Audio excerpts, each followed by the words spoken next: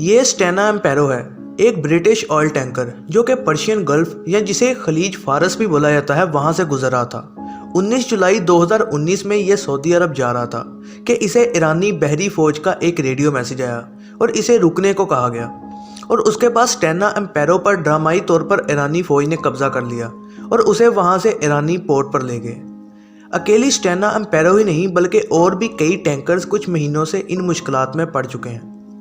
American officials Iran को 4 oil tankers की तबाही की वजह बता रहे हैं। ईरानी हर जहाज़ को इस रास्ते पर रोक रहे हैं जिसे स्ट्रेट ऑफ हार्मुज भी बोला जाता है। दर्जनों जहाज़ रोज़ यहाँ से गुजरते हैं, तकरीबन 84 मिलियन गैलन्स का तेल लेके, और यहाँ से पूरी दुनिया को तकरीबन 20% तेल फराहम होता है।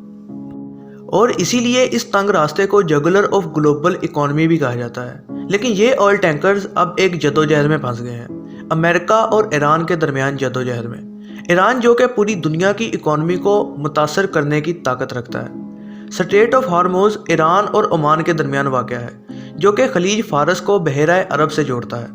ये रास्ता सिर्फ 34 किलोमीटर चौड़ा है और यहाँ से जहाज़ पेट्रोलियम प्रोडक्ट्स पूरी दुनिया में पहुँचाते हैं और इनमें से ज़्यादातर प्रोडक्ट्स पूरे एशिया में। लेकिन यहाँ पर एक ऑयल टैंकर पर हमला पूरी दुनिया में तेल की कीमतों में इजाफा कर सकता है। जैसे ही स्ट्रेट ऑफ हार्मुज पर 2 ऑयल टैंकर्स तबाह हुए तो दुनिया में तेल की कीमतें $2 फी गैलन बढ़ गईं। स्ट्रेट ऑफ हार्मुज ही वो जगह है जहाँ से ईरान और अमेरिका में मसाइल बढ़ रहे हैं, जिसे कहते हैं द टैंकर वॉर। ये मसाइल शुरू हुए 1980 में जब इराक ने ईरान पर हमला किया और इसमें अमेरिका ने इराक को मिलिट्री इंटेलिजेंस दे के मदद की थी। जब इराक ईरानियन फौजियों को मार ना दे सका तो उसने ईरान के ऑयल टैंकर्स पर हमला करना शुरू कर दिया और यहाँ से ही शुरू हुई द टैंकर वॉर। ईरान ने भी इसका जवाब दिया बाकी मुल्कों के ऑयल टैंकर्स पर हमला करके जो कि इराक की मदद कर रहे थे। लेकिन इराक को अमेरिका का साथ हासिल था तो इसीलिए ईरान को क्रिएटिव होना पड़ा।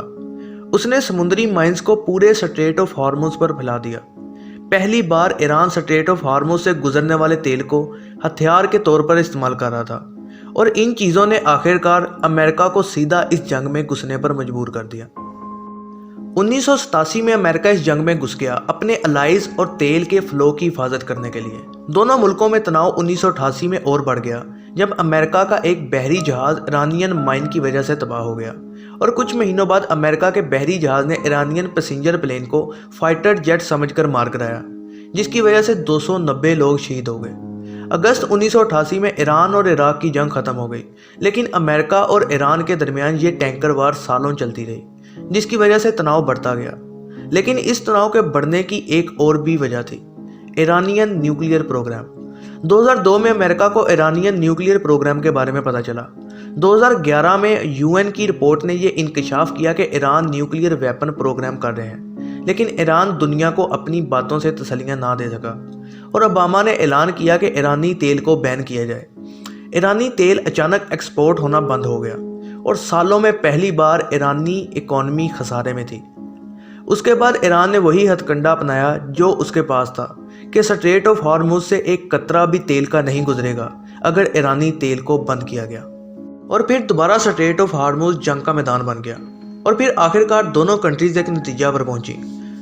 अमेरिका ने डील ऑफर की कि अगर ईरानी न्यूक्लियर प्रोग्राम बंद करें तो तेल एक्सपोर्ट करने का बैन हटा दिया जाएगा। और आखिरकार 2015 में ईरान इस पर आमादा हो गया और ऐसा होते ही ईरान की इकोनॉमी दोबारा बढ़ना शुरू हो गई, लेकिन सिर्फ 2018 तक, जब ट्रंप ने डील ख़त्म कर दी और दोबारा इस बात पर पाबंदी लगा दी और फिर से दोबारा शुरू हो गई स्ट्रेट ऑफ हार्मुज पर टैंकर वार।